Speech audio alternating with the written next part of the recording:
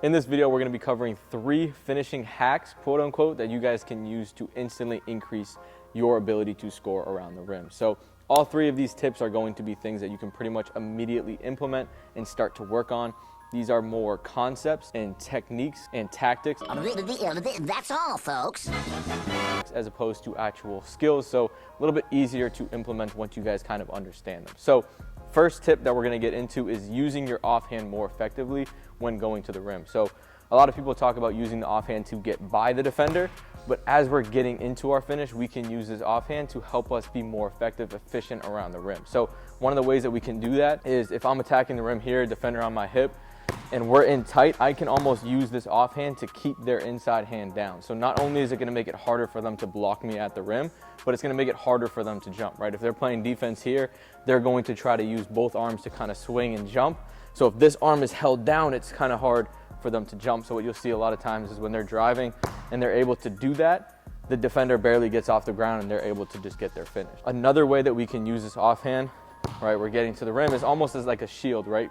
We can go up here and then use this arm to protect from being blocked and then extend this hand out to finish. So it's not something that's easy. You guys can just be like, oh, I understand it and go apply it, but it's something you guys can start to be aware of when you're practicing, when you're playing pickup, and even in games when you're going to watch your film.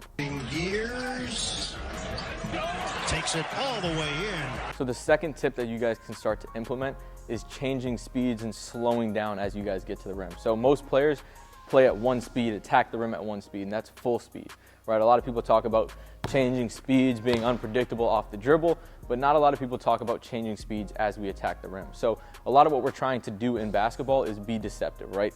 Make the defender think we're doing one thing and do the other. So if we're always attacking at the same speed, it's very predictable. Defenders are able to time us up, block us at the rim. They know what we're going to get into. So some of the best finishers are actually going to slow down either when they get into the paint or as they're getting into their last 2 steps around the rim.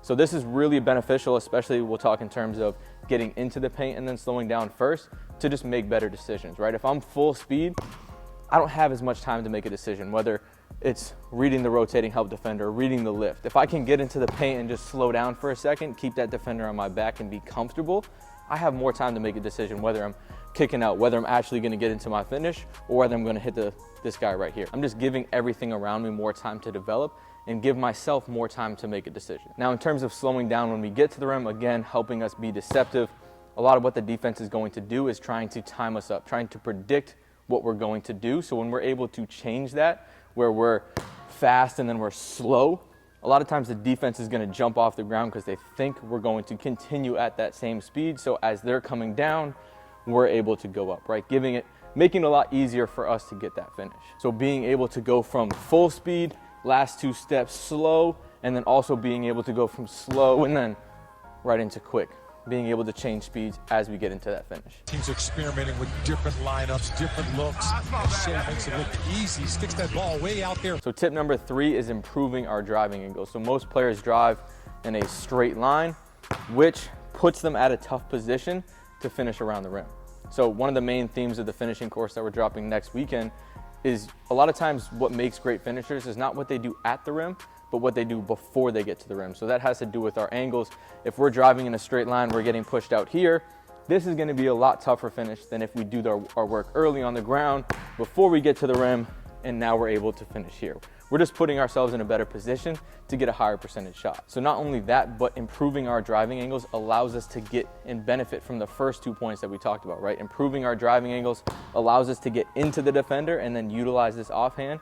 And then it also allows us to slow down a little bit, right? Keep that defender on our back. Because we cut in front of them, because we improved our angle, now we're in control. We can slow down, right? We get here, keep the defender on our back, slow down, make a better decision. So these are all 3 tips. You guys shouldn't be grabbing people and holding your arm out here, but it's gonna be very subtle and use it at the right time. Same thing when it comes down to slowing down. It's all about using it at the right time, right place. Same thing with your angles, right? These are, again, just concepts that you guys need to understand. Once you do, you guys can start to apply them. We're obviously going to include game clips so you guys can see what it really looks like in a game. But those are today's 3 tips to help you guys improve your finishing in game and score more points. So hopefully it helped you guys. If it did, if you want more basketball content, let us know in the comments below. Like, subscribe as always. See you soon. Peace.